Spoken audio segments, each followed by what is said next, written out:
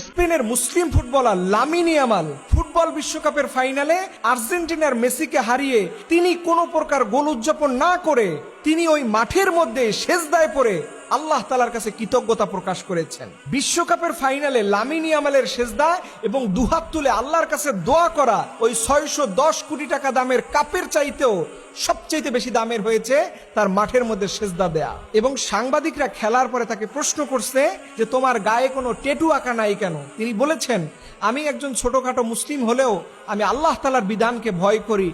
Tattoo আঁকলে নামাজ হবে না, ট্যাটু আঁকলে রোজা হবে না, আল্লাহ তাআলার অপছন্দনীয় বান্দা হয়ে যায়, তাই আমি আমার জীবনে কখনো ট্যাটু আঁকবো না। এবং এই লামিন ইয়ামালের জয়ে মুসলমানদের বিজয় হয়েছে। আপনি দেখেছেন মিশরকে বাদ দেওয়া হয়েছে, ইরানকে বাদ দেওয়া হয়েছে, মরক্কোকে বাদ দেওয়া হয়েছে।